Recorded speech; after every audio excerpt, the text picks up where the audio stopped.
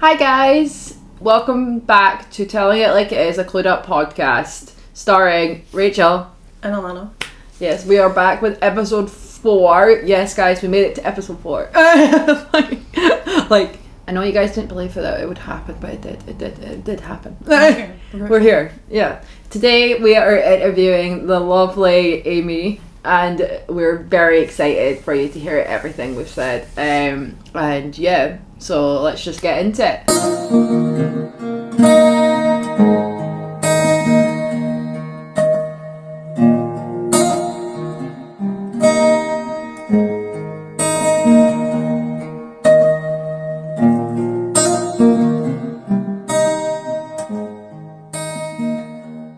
Alright guys, hi, we're back again with episode 4, and today we are here with our amazing volunteer worker, Amy. You want to tell them a bit about yourself, or? Sure, so hello, I'm Amy. I am the youth participation and volunteer development worker for Clued Up. So I've been here 4.5 years roughly. So yeah, thanks for having me. Thank you for coming. Yes. So I suppose our first question for you would be, where did it all begin? But I suppose in terms of what I mean by that is like, how did you get into Clued Up? Like, where were you before Clued Up? And how did you get? I knew you were going to ask me this, so I started thinking about it yesterday. We've decided, just for the listeners, we've decided this week that they didn't give me the questions in advance. So we're just winging it this week, and I was panicking about it. So I think I prepared my answer for this yesterday. Okay. So I think my mum and dad both do like community-based jobs and have done for a very long time. So I kind of grew up round about youth work and community work. So like after school I'd go to my mum's work and I'd be kicking around in the community centre speaking to people, or my dad worked at Clued Up for a long time. So I would like been like in and out of Clued Up quite a bit. So I always kind of knew that I wanted to work with young people. So when I left school, I went to college. Did I volunteer at school? No. When I left school, I went to college and I studied HNC, working with communities. But I also turned 18 around about the same time.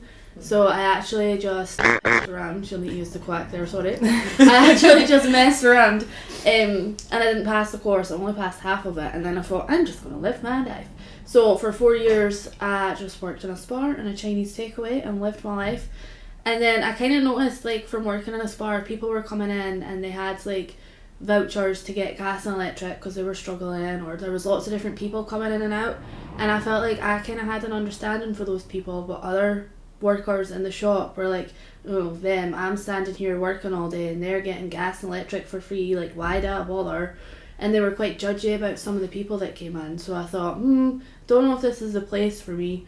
So I went back to college 4 years later, so who knows when that was. But I went back to college and I finished my HNC and working with communities, and then I went on to university, went to Dundee, and I did community education. So I was there for 4 years. So when you do community education, the 3 strands kind of uni that you could do are adult education, community capacity building, or youth work. So you got 3 placements at uni, so I was like, let's do one of each and see what I like doing. So when I did my youth work placement, I just knew that was the one. Like, my other placements were good, but youth work is definitely the one. So then I kind of figured out that I wanted to do youth work, but with like a specialty, but I wasn't sure what the specialty was. So was it going to be homelessness? Was it going to be drugs and alcohol, LGBT? I wasn't sure. So when I graduated, I got my first job, and it was working, I was actually in Perth, and I was there for a year working with young people who were in the care system. Alright. And sort of matched them up with mentors, like volunteer mentors and stuff, and did some group work, Nice. so that was quite good. But the travel to Perth was quite a lot. So around about the same time, my job came up at Clued Up, so youth participation and volunteer development worker, and I thought I didn't even ken what that means, but let's do it.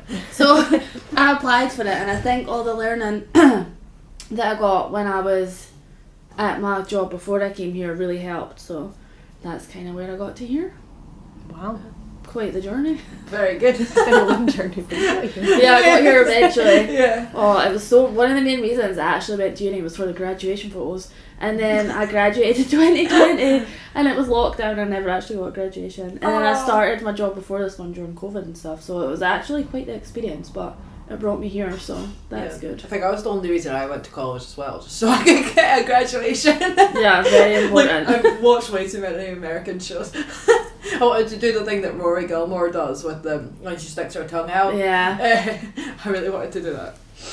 But yeah. So, what does your role as whatever your title is? I can keep ever forgetting. remember It's it. a really long title. What do you do in your role? Like, what are the highs and lows? There was another part of that question, but I can't remember. So I won't remember them all, so just break it down one by one. So like, Okay.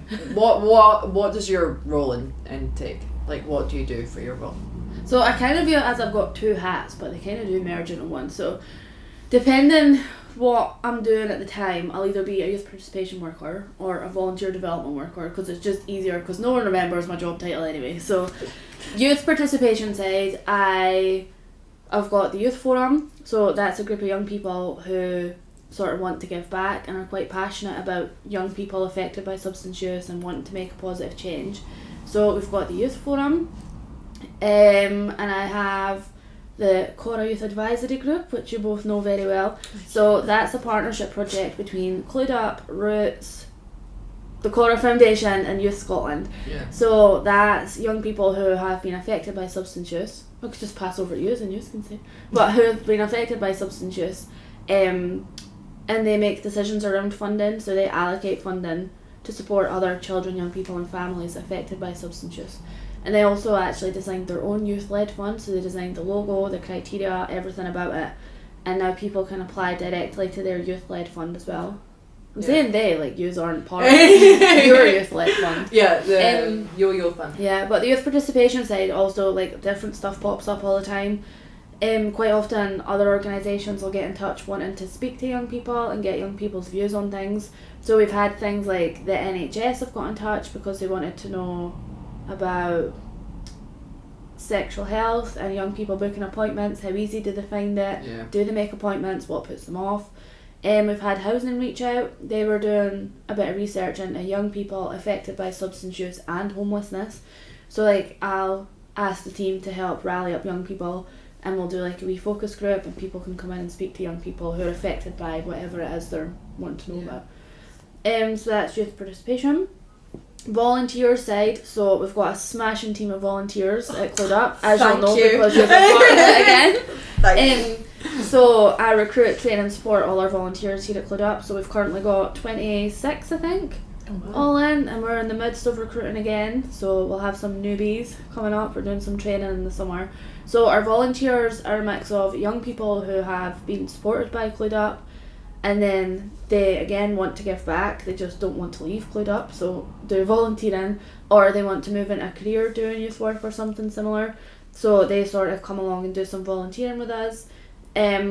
Or our adults, most of our adult volunteers have lived experience of substance use as well. Yeah. So they want to either give back because they've been there, done that, and want to help someone else, or again they want to move into a career supporting people as well, so volunteering is a good stepping stone to do that. So that's kind of what I do.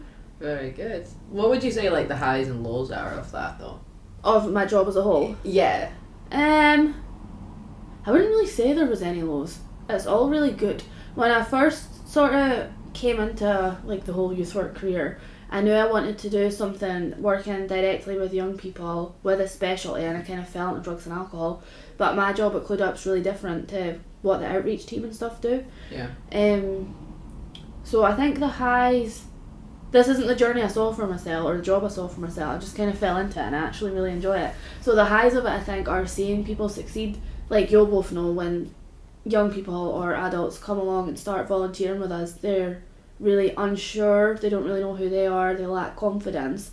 So seeing people come through the door like, oh, I want to volunteer but I'm not really sure, to running their own podcast or getting jobs or doing whatever it is they go on to do is probably the high. Like just seeing people succeed.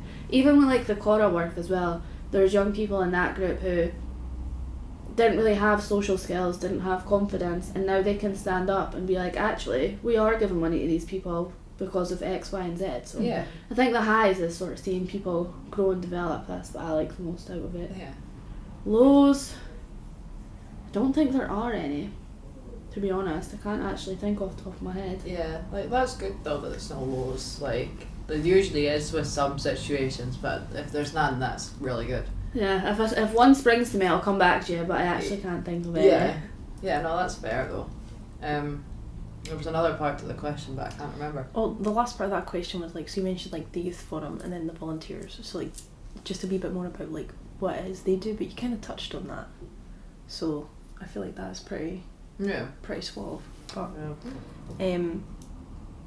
so overall, not just in Clued Up, but even like your sort of youth work journey, what would it be like a moment you're the most proud of? Ooh. The moment I am most proud of. Don't know, there's so many.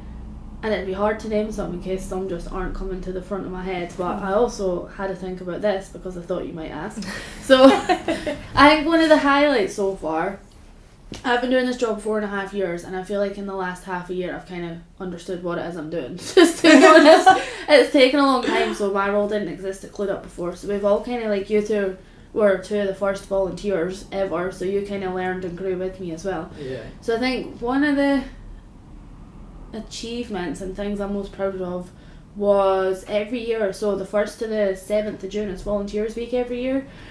So I think one of the highs and achievements and proud moments from that would be Fife Voluntary Action do volunteer awards every year, and some of our volunteers won awards one year. So we had Rachel was Volunteer of the Year. Yeah, so that was quite an achievement, and Keris won Young Volunteer of the Year, so we scooped up top awards at the ceremony that year, so that was really good. But there's loads of things that I'm really proud of. Like, I'm dead proud of all the volunteers because of like the journey they've come on, from coming through the door quiet and shy to changing the world. Yeah. Basically now. There's one of our other volunteers, she didn't have many qualifications from school, ended up in the homeless system and stuff, and she's now flourishing in an apprenticeship in social work as well. So first time I met her, she said she wanted to be a social worker, and now she's doing it. So that's quite a proud achievement.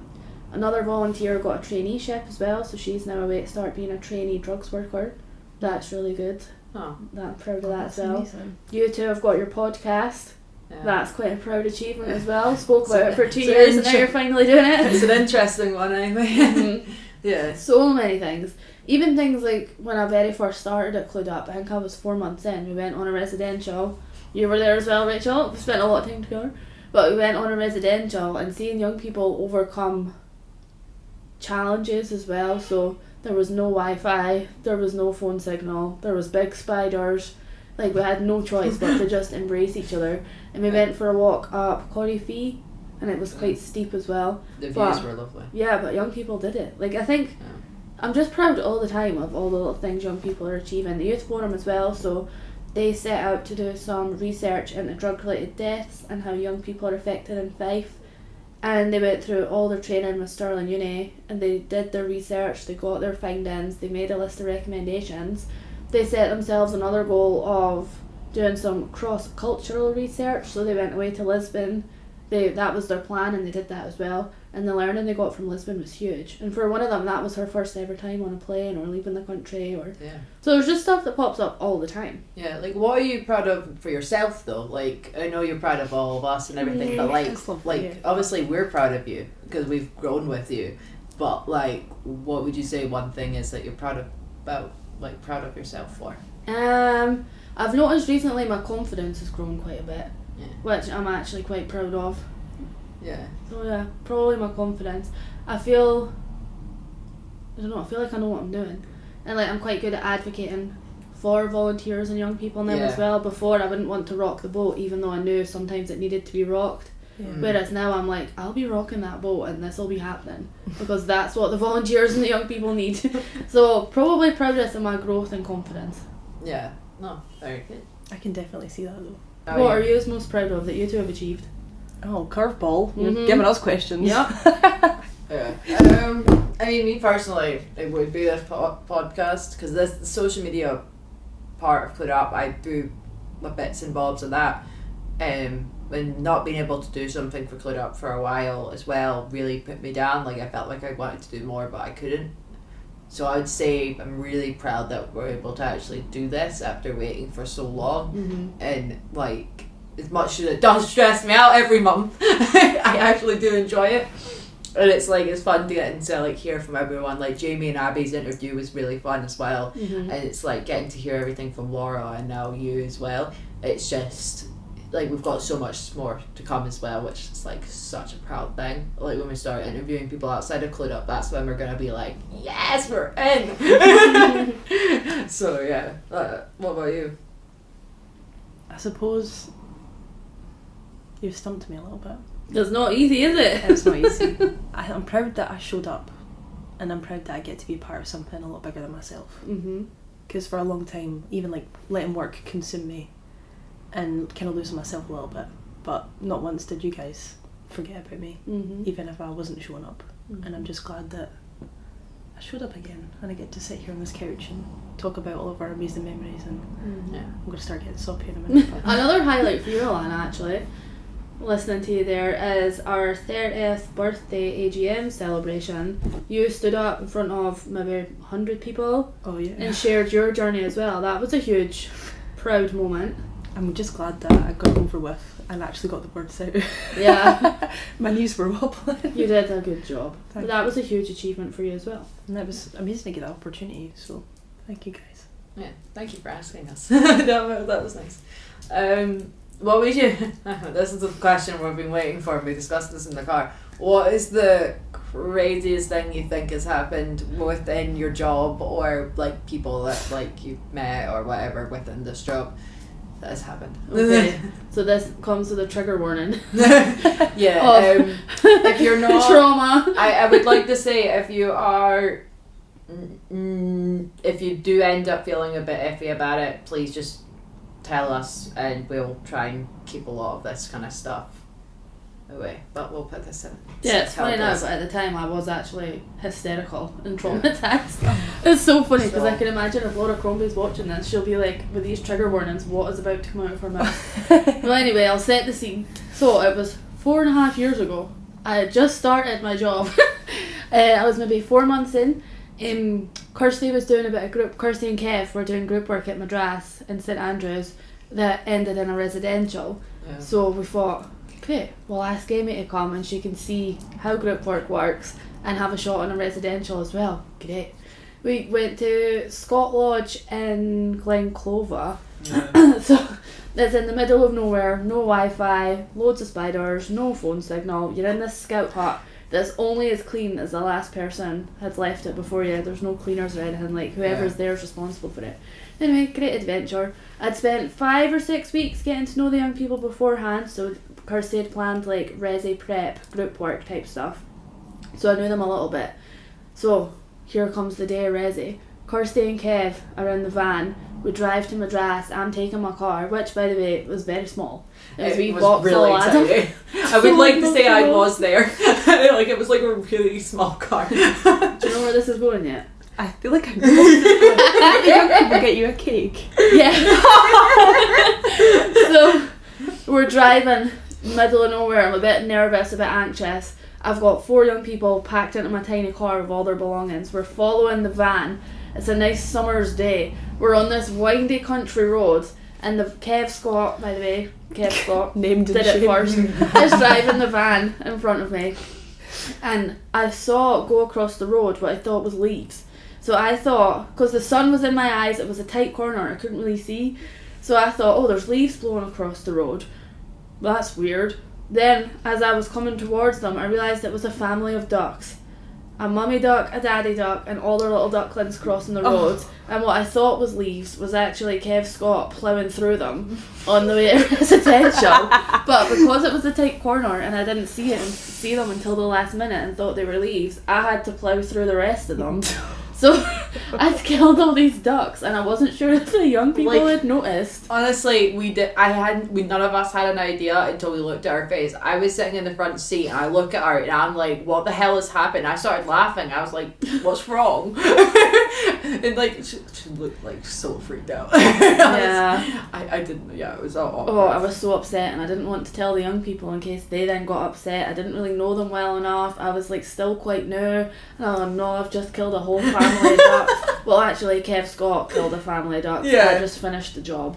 Yeah. So anyway, it got to the point where the young people kept asking me, so I just told them, and then I started crying, and it was a whole thing. Yeah, like I would like to say that technically we did, like, cause we're laughing. It's not a funny situation because it's been 4 years. It is funny now. It's just because like, the story gets passed on. So every Yeah. year I recruit like new volunteers, and we get people wanting to do some stuff with us. And the story always makes it through to like the next generation. I would like to say volunteers or it's young my people. fault that it all started. It's like I said to one person and it just kind of went. Oh, so I've had a young person, Danny. She was on placement at a nursery, and you know, are they called hammer beads? Like you put them in the thing and then iron them. Yeah. Yeah. Danny made me a duck on a nursery placement. I still have that. One of our other volunteers, Emma, she got me a keyring with a duck on it, and it said "What the duck." Was it Paige that made me a cake? It was 2 young people, I think. Was it Keris and Paige? It might have been. Young people made me a cake, and they'd put blue icing on the top. I'll see if I can find a picture, and you can maybe insert it. They put like blue icing on the top and loads of like those little yellow plastic duck things with loads of red icing, so it looked like blood. It's just, it's a whole thing, and I've never been able to get away Yeah, from no, it. you can blame me for that spreading around. So that's probably one of the lows as well. Going back to your first question, I killed a whole family of ducks. Traumatized. Parents No, and it's kids. definitely not funny though, to be fair. It's I quite still sad, think about but it quite it's a lot. like, it's one of those ones that just traumatizes you. I wasn't even a volunteer yet. I was like, I still stayed. No, I still stayed. It was a massacre, a duck massacre. Yeah, but we kept blaming you instead of Kev. When we found out it was Kev, we were like, why are we blaming you? It was Kev's fault. It was Kev's fault. I just had to finish what he started. Yeah, no. Double Our homicide. first shout out to Kevin. We're talking about the killing of ducks. Yeah. Yeah, no. So Yeah, sorry if that's traumatized anyone. there's your answer to that question. That is pretty crazy. Yeah, no. Okay, so we touched a wee bit on the youth forum and how they went all the way to Portugal, which is phenomenal. So can you give us a wee bit more of like an in-depth about what their research is, what are some of their findings, and just like open our eyes a wee bit more? Because the youth forum's done quite a lot with drug-related deaths and stuff, and it'd be good for us all to kind of hear a bit more Yeah, I'm about really that. intrigued to know a bit more about it. Great. So our youth forum, you're really testing my memory here. I should have looked this up before I came. Sorry. So the youth forum did a bit of research into drug-related deaths. So I can't remember the exact year off the top of my head, but the Scottish Government announced 250 million towards reducing drug-related deaths, but none of that money went specifically into supporting young people or youth services. It was like adult rehabilitation and things like that. So our youth forum were like, well, we're affected by drug-related deaths as well. So that's where our Breaking the Silence research was kind of born. They wanted to interview young people across Fife, aged between 12 and 25, who had been affected by a drug-related death. They wanted to know... You're going to have to edit this pause. They wanted to know how young people were affected, what support or help young people were offered, what support or help young people needed but were missing. We did a bit of work around prevention, so we asked young people, how do you think drug-related deaths could be prevented, and got young people's perspective on it. And then we sort of took what we found and made a list of recommendations. So we wanted our research to have some weight behind it, so we got in touch with Professor Anne Whitaker from Stirling University. Shout out Anne, she's very cool. And Anne helped us, so she trained us and the young people on how to do research. She helped us write up our proposal, and it all had to actually go through the ethics committee at the University of Stirling. So it was quite a hard process, but Yeah. the young people smashed it. We got our ethics, so they even designed like the questionnaires, the posters that went out. They designed how we recruited young people. So young people got back in touch with us saying, I've lost someone to a drug-related death, I would like to speak to you. So a young person who, throughout the research, if you read it, it's called a peer researcher, went out and they took like a wee audio recorder and they interviewed the young people, asked them a series of questions, and sort of just really got their perspective and their story. So we got 19 young people, and then we went through, so with the audio recording we sent it away to a company and they typed it all up for us, so that's called transcribing. So we got all the transcriptions back, and then we went through them all one by one, word by word, and we anonymised them all. So like young people were given a fake name so they couldn't be identified. If they said like Kirkcaldy, we would change it to Area of Fife. If they said like I lost my mum, we would change it to loved one. So anything that could identify the young person or their family member or their loved one, we would change so they couldn't be identified. And then we went through them all again and again and again and looked for key themes that came up. So really like took people's stories and took as much from them as we could to try and keep it like authentic and what the young people told us. So once we had all the key themes, we then like wrote them up and stuff. So the Youth Forum did that, and again, you're testing me, but the things that came out, top things from the findings were like young people really valued peer support, so they wanted more spaces for young people who have lost someone specifically to a drug related death. So a lot of them said they felt alone. They want a lot of work done about stigma. One of the young people had said they'd gone into their work and their work had said, like their mum had died and they'd gone into their work and their work had said, well, you didn't have a relationship with your mum anyway, so what are you upset about? You're not needing time off. Oh my God. So things like there was quite a common theme from that. Another young person said he found out about his loved one passing from social media. Someone had put it on a social media page with the caption, "That's the junkie across the road deed," and it was a picture of his loved one being brought out of the house in a body bag. So quite traumatizing stuff that these young people were being told. So stigma was a key theme that came out. A lot of work needs to be done around stigma. In terms of, there's a Links Market going past. In terms of harm reduction, young people want sort of like drugs and alcohol workshops in class that are relevant. So they want it delivered by young people. They want relevant stuff, so not a case of if you take drugs you will die. A case of if you are taking drugs, this is what you need to know, this is how to do it safely, this is what an overdose looks like. Quite a few young people had told us if they knew the signs of an overdose or knew about naloxone, they would have been able to save the loved one that had died. So lots of really interesting and quite sad stuff. But off the back of that, the Youth Forum are booked in to sort of share their findings all about the place. So you mentioned Portugal. They went over to Lisbon in March. So they picked Lisbon because Scotland has the highest drug death rates in Europe, but Portugal has the lowest. They wanted to go over and learn from Portugal and see what they could bring back over here from Portugal. So in 2001, in the 90s, Portugal had a really, really high drug death rate from crack and heroin. So the government and everyone else sort of thought, we need to do something about this, what can we do? So in 2001 they decriminalised substance use. So if someone's caught with substances on them, instead of getting put in the criminal justice system, they'll get put in the healthcare system. So they'll get support, they'll get counselling, psychology, psychiatry, all that stuff. And now they have the lowest drug death rates in Europe. Wow. So we went over there and we shared our research. We took vlogs while we were there, so if you're interested you could watch our trip on YouTube. It's on the Clued Up Project YouTube page.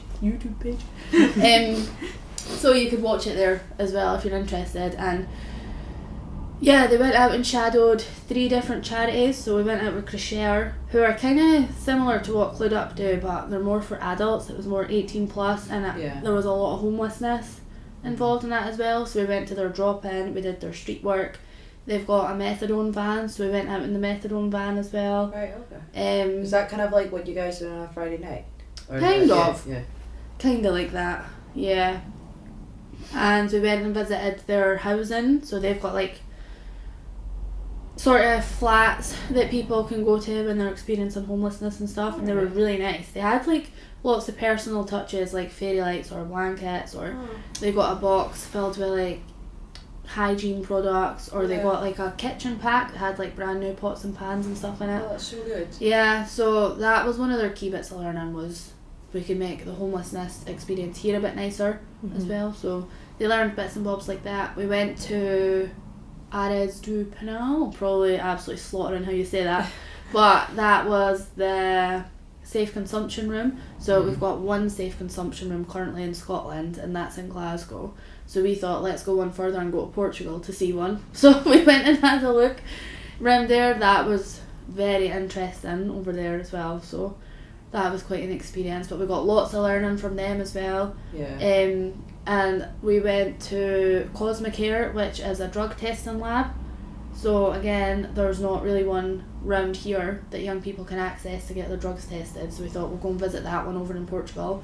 And we learned loads from there as well. So loads of ideas from Portugal to come back. I'm not going to share them all yet because we're in the middle of writing it all up. So the youth forum will want to share that. But Oh, that'll be lovely. What are you guys going to do with it all when you throw it up? Did you say? I can't remember if you said. no, thanks for reminding me. That's pretty much the main point of your question, actually. So they don't just want their research to be a bit of paper that someone's like, oh, very nice, and it goes in a drawer. They want to actually like make a difference, share this research, like put a dent in stigma. They want to do peer-led harm reduction, and they really want to listen to what young people have said, and like they want to action all. So we're booked into 5 alcohol and drug partnership committee meetings. So the young people are going to go along and present their research there with their recommendations. They're booked into in August. I can't remember the exact date, so I'm not going to embarrass myself to say it, but at the end of August is International Overdose Awareness Day. Okay. So the Scottish Drugs Forum do a Stop the Deaths conference, and it's like 200 to 250 people a year go along to the Stop the Deaths conference. It's 2 days, and it's just a place to sort of talk about stigma, talk about like what's going on in the world of drugs, and like network with other agencies as well. So the Youth Forum are booked in to present the research on the big stage there as well. Oh, that's They want to go to the Scottish Youth Parliament. Laura has contacted someone at the Scottish Parliament as well. So we're trying to find people that we could share the research with that have the power to make a difference. So it just gets a bit more out there, so people know, because not a lot of people know about it. So just branch it up. Yeah. But it's taken them 2 years to get this far. And I feel like phase 1 of actually doing the research is complete, and we're just moving into phase 2 now of shouting about it. Because everyone needs to hear. The young people have learned like so much from it as well. So what I was saying earlier, the young people have left school, they maybe didn't even attend school, they didn't have a lot of qualifications, but because they're passionate and they care about young people, substance use and drug related deaths, they've trained as researchers and interviewed 19 young people across Fife about drug related deaths. They've been to Portugal and shared their research. So just the impact of looking at things differently with young people has. Yeah, it's really good. Yeah. Like, it's a very big thing to be proud of. And hopefully you can get it out there like you guys are wanting it out there. So yeah, hopefully people can hear it. Was it similar to when you went away? You know, like when you and Abby went away, to where was it again? You're exposing me. 8 Flights Amy. So in February, people at work have started calling me 8 Flights Amy because I've been on 8 flights this year. But that's there and back. So in February, me and Abby went to the World Youth Forum.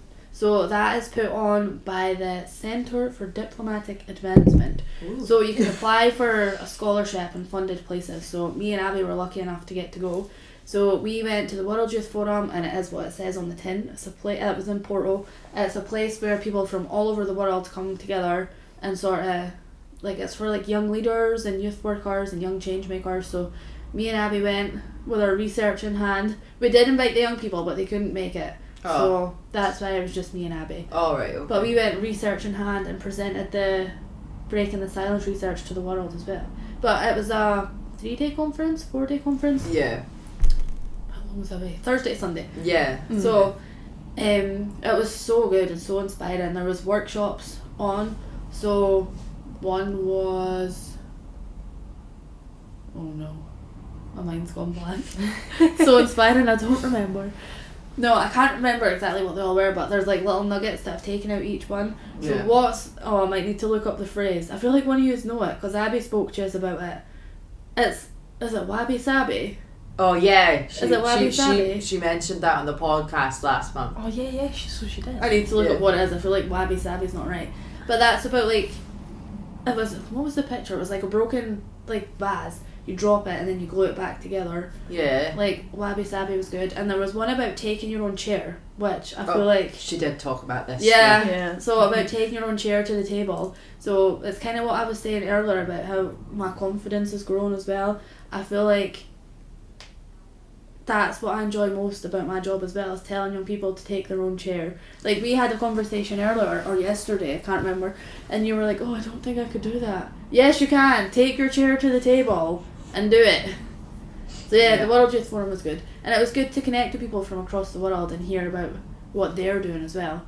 And we've made new connections with people all over the world, which so is really more amazing. flights, for more opportunities to take the Youth Forum different places and share their research. Because there's so much more out there. It's like there's like, if it's that bad in Scotland, there's so many different places in Scotland you can go to and like find out what's going on, see if you can maybe make a difference and help.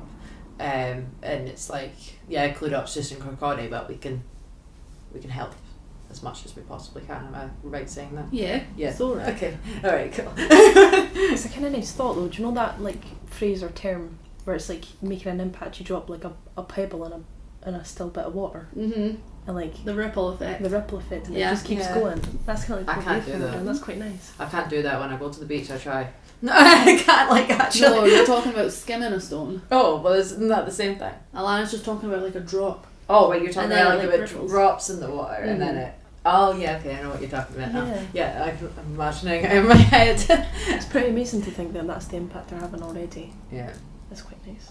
especially for like how young they are as well, and it's like it's just branching and like the fact that they do stuff like this though, like in the world that like they try and help as much as they can. It's really good. But there's places out there like Clued Up. So we all like biscuits. Every human being loves a biscuit. I mean, we all have our favourites, we all have the ones that we really dislike. We like the ones with the jam in it, you know, like the Empire biscuits, they're really good. Now, if you... See, I was on a roll. Oh yeah, if you could be any biscuit, What biscuit would you be and why? what would you be? This is such a hard question because I'm a total biscuit monster. This is why I put biscuits instead of crisps. Did you know this? Like, at Christmas, I would rather have a box of biscuits than a box of roses. I can't buy biscuits in my food shop because I will eat them all. I'm mad for a biscuit, so this is so hard. My first thought when you read the question was party ring. Oh, I could see you being a party I'm ring. a bit of a party ring. Yeah? Specifically the purple one. The purple That's ones. quite specific, but I love it. Yeah, I think I'm a party ring. I'm not sure why. I always used to like Look. put my finger in the middle and go like that.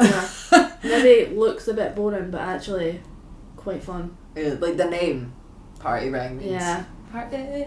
A young person actually said to me recently, it actually meant quite a lot to me, you're going to need to use the quack. And this young person will know exactly who they are if they're listening, but Okay. a young person said to me recently, do you know what? This is where we find out that you're not just a dirty bastard and you're actually quite funny. So I feel like I'm a party ring because I get feedback quite a lot that I look like I'm miserable shite, but actually underneath I'm not, so I think I'm a party ring. Yeah, Mm-hmm. very good. Looks a bit boring, but actually quite fun. Yeah. Love it. I wouldn't know which one I would be. I could decide. I like biscuits, but I'm a bit like I like Empire biscuits, but Oh yeah. that's I feel like more you maybe are an Empire biscuit. You know if you've got the little sweetie on the top, a yeah. little something extra. You are quite extra. Bit of drama. Yeah, That's pretty accurate, actually. Yeah, Yeah. an Yeah, Empire it's biscuit. severely accurate. Alana is like a Smarties cookie. Oh yeah, I look like a normal cookie, but then you bite into it and it's like, pow. Yeah. Yeah. Smarties. Crazy. I like that always that's fun called- going on. I think that's what you are, a Smarties cookie. Do you know what I mean? Like the cookies that have all the Yeah, in them. yeah. That's Alana. That's a good cookie. Yeah. That's some of my favourite cookies. Yeah. You look shy and innocent, but actually you're quite feral. Unhinged. Yeah. You bring guys, out this is just a a front. monster in me. Yeah, don't believe her. Yeah, it's just a front. Right at the party. Yeah. Okay, I'll take that. I didn't look at the next question. I like that you were an Empire biscuit. Yeah, a little something. Oh, okay, so in terms of your aspirations and goals, so what do you see, like say maybe in like 10 years, where do you see yourself? Or what is like a personal goal for you? that you aspire to achieve?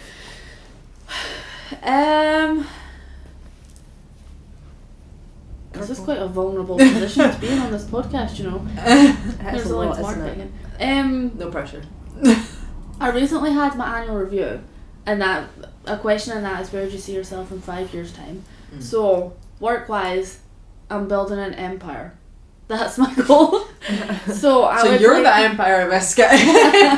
I'm building an army, and you guys are going to take over. So in 5-10 years' time, I would really like you guys to be more ingrained in Clued Up, running Clued Up. Because you're you're young people and volunteers, I would like to introduce roles that are more accessible for the volunteers. So I feel like going from volunteer to full-time outreach worker is a massive step. Yeah. So I would like to create a little army of like youth work roles. So like volunteers would be able to do group work, out and about, drop-ins, stuff like that. Yeah. And then Definitely. I would have an army of youth workers. I would also really like to introduce like an apprenticeship or a traineeship as well. Yeah, that would be where amazing. you can have 1 or 2 volunteers who can apply for the apprenticeship, traineeship, and to train and then get a job as an outreach worker at Clued Up. So I'm building an empire. There's a lot more to it than that, but I don't want to give away all my secrets. But you know what? I think it could happen. It could. It can. It can. It can. It can. It takes can time, happen. but building an empire. So you guys have been through the whole thing. Who's better to work with young people affected by substance use than young people who have been affected by substance use and have been through the whole sort of support circle?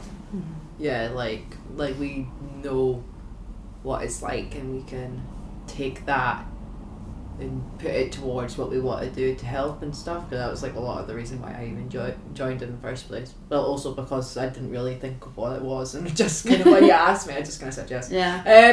But yeah, like being here for 4 years, seeing all the different volunteers come through and then go off and do their own thing as well. It'd be good if we can get a lot of them to maybe stay and can do more stuff within Clued Up that they would go and do anyway anywhere else.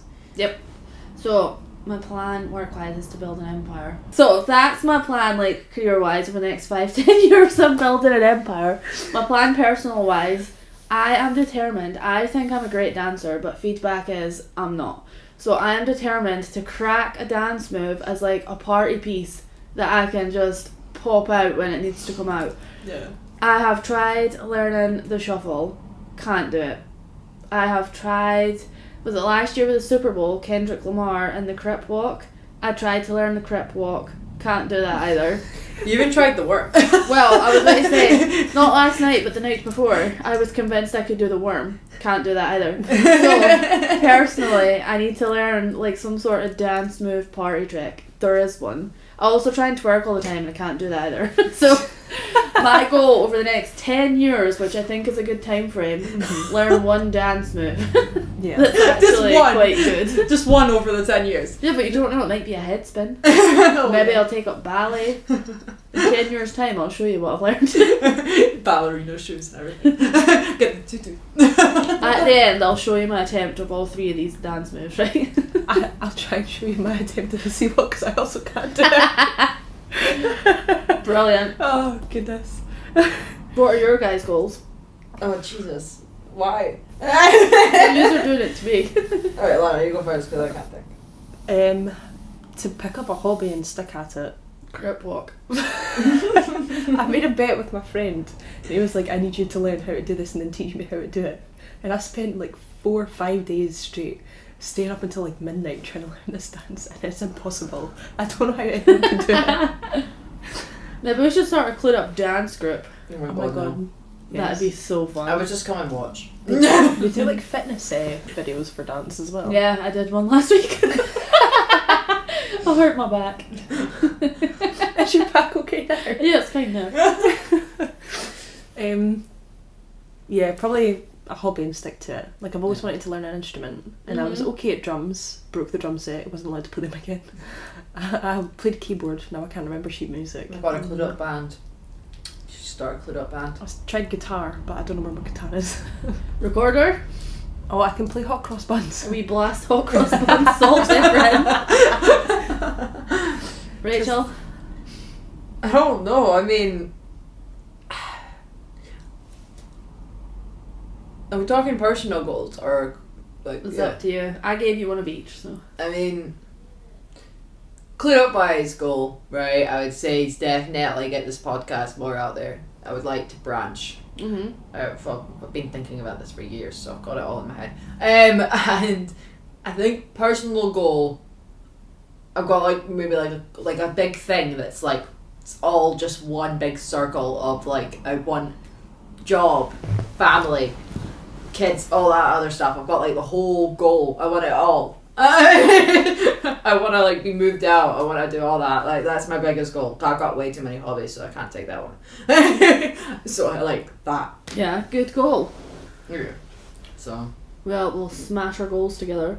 Yeah. Me and Alana will be dancing in your new house. She's Yeah. a maniac.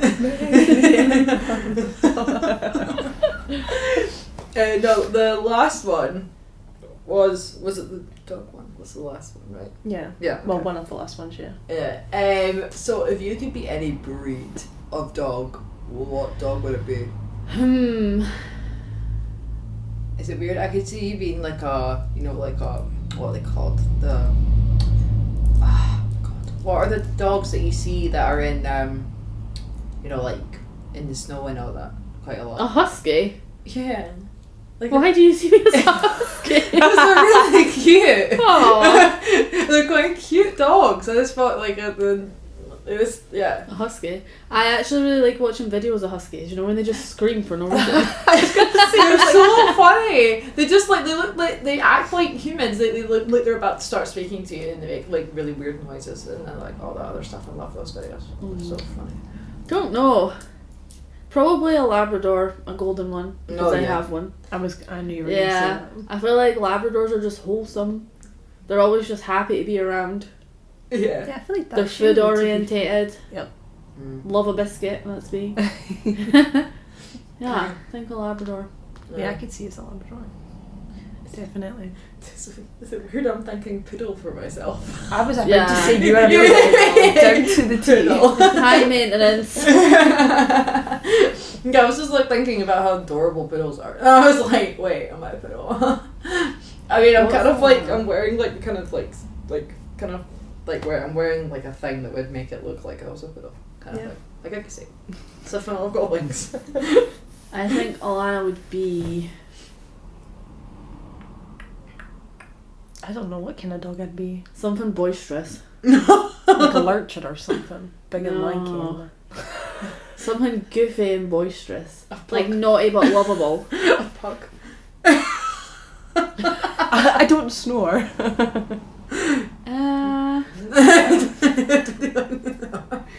Breathe heavily. I'm trying to think. What's the opposite of a pug? I feel like that's cat energy. Yeah. Oh my god, yeah, you'd be such a good cat. Like, I could see it. You'd be a good But like cat. specifically a ginger cat, because it is. You're Garfield. Oh my god, yeah. I love me some lasagna. Oh my god. I'll take that. You guys can be dogs. I'll be Garfield. Let's see if there's any more questions. I'm actually really scared of cats. Why do cats scare you? They're just unpredictable. Like, they don't care. You're in their house. Like, There's a really cute cat where I stay, and I used to be there every time I'd go out for a drink with friends because I am legal age. I used to go out and like I'd be coming back, and the cat would just be sitting there waiting for me. ugh. It was really freaky. It was like it knew I was coming home. Yeah. Like it wasn't even my cat. It was like it was like maybe like a 5-minute walk away from my house. Like it's creepy. It's really creepy. That is a bit creepy. Yeah. But no, we got one last question. So what would you say to someone that is wanting to do this kind of job, aspiring to kind of help people do all that stuff? Like, what would you say to them? What kind of advice would you give them? Do it. So if you're not confident to go for a job yet, then start volunteering. So you can get in touch with Fife Voluntary Action and say you're looking for an opportunity to volunteer. and what you're interested in, and they'll match up with somewhere. That's a good opportunity. But just do it. Like, you're not going to hate it. Every day feels like something different. So some days can be quite tricky, but every day feels like something different, and a lot of the time you don't feel like you're at work because young people are just so great. What's the saying? This is going to be so cringe, but if you find a job you love, you never work a day in your life or something. Yeah, that's it. Yeah. I feel like Abby quoting Love Island, but on her podcast. Oh my god, yeah. That was hilarious. Yeah, so just do it. Like, don't let anything hold you back. Yeah. If you want to do something, just do it. Just like go ahead. Yeah. Just like, you know. Go, no. I think sometimes working with young people as well, you need a bit of a thick skin. Young people can be quite brutal, and it takes a bit of time to build relationships with young people. So patience is probably a big thing that you'll need to. It's like that barrier you need to try and get through to for them to trust you and to kind of. Yeah. It's helpful like when you have similar interests as well, which I always think is a good thing. Like I mean, we got along with you pretty well because you basically just act like us as well. So you're kind of like, yeah, you're like not even that much older, but you are like, yeah, but you. Are you calling me like old again? No, I'm saying you're not that much older. No, I am. But you act like us. You kind of bond, like when you bonded with us, it's similar thing. So when you have that, it makes it so much easier. So yeah. So I think if someone's thinking about doing a career work with young people, just do it. Yeah. And there's no right or wrong way to go about it. I went from volunteering to working 2.5 hours to college to nothing and working in a shop and a takeaway to back to college to volunteering to a job that I thought was my dream job to this job now. So there's not a right or wrong way to do it. As long as you're doing it, you're still moving forward. Yeah, exactly. Very good. That's lovely. Thank you. Yeah, no, thank you for being on the podcast today. We really appreciate it. One last question. Who's your favourite colleague? Who's my favourite colleague? No, don't answer that question. I'm joking. I don't know which way that would go. I was actually going to answer that. It wasn't even wrote down. I mean, I don't think it would be a very good idea to answer that question. I'll tell you who the worst person to share the office with is. Kirsty and her eggs. You want me to Kirsty and her eggs? Kirsty and her eggs. Yeah, we and need she's to not mention boiling eggs, she's eating tuna. Should do an onion. Yeah. Okay, well, no, really, thank you for being on today, and I really appreciate you telling us a bit about your experience and like how like you've grown over the years. Thanks for having me. It's very exciting to be on the podcast. It's fun. I did feel nervous, but now I feel like my filter's gone and I have no idea what I've said for the last however long we've been talking. So I know, it feels like it's went I'm gonna have such anxiety about what goes into this podcast now. It was amazing having lovely Amy on our podcast for episode 4.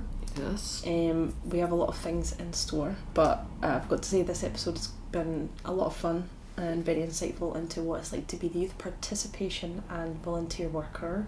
Oh, she got it right. No, she didn't get it right. Amy's sitting there and just like, no, not even close. You missed out one word. What word?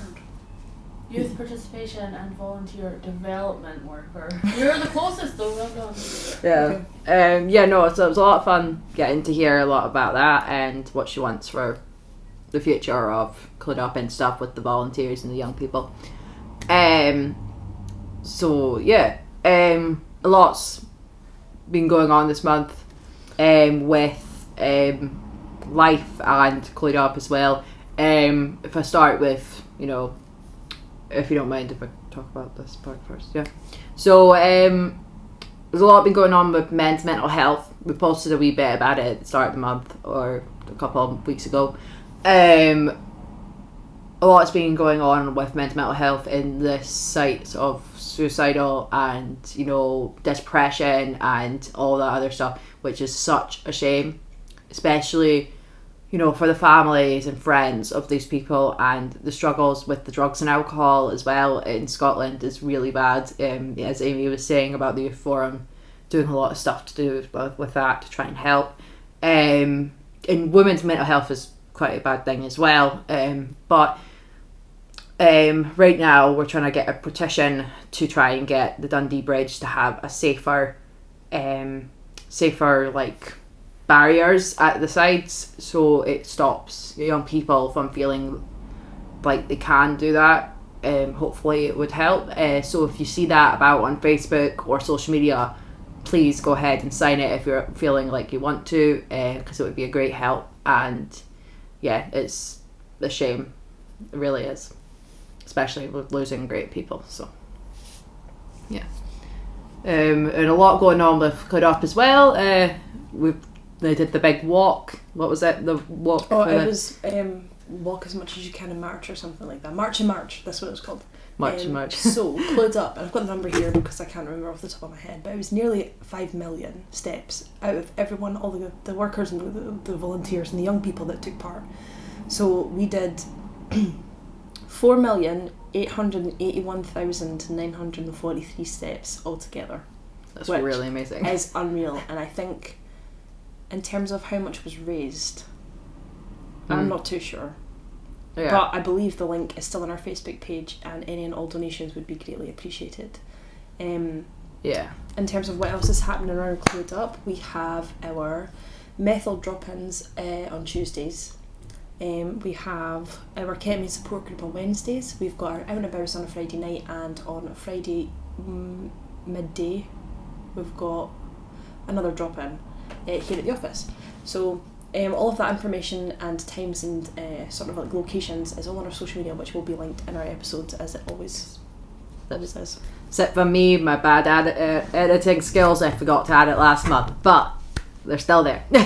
So we'll link that for you guys. Now we're gonna give you guys a quote and an affirmation. I always think I'm saying that wrong, but I think I'm saying it right. Okay, are you about to go first or you want me to? All yours. Okay. There is hope even when your brain tells you there isn't. I was pretending it was a mic, but I didn't want to drop it on the floor. That's very true, though. It is. There's always hope, even when you don't believe there is. And there's always light at the end of the tunnel. So. And a wee information. A wee affirmation is to invite music and art into your life. Because I did, and now music's my therapy, so you've got this. Easy and cheap therapy that includes you spending tons of money on concerts. I was going to say it's not Yeah, so thank you for listening to this episode, guys, and we really still appreciate every listen that we get. And remember, you can comment and you can share, and we will listen to everything you say. If you recognise us and you see us someday, come up to us and say hi. And we're excited for the next one. Alright, thanks guys.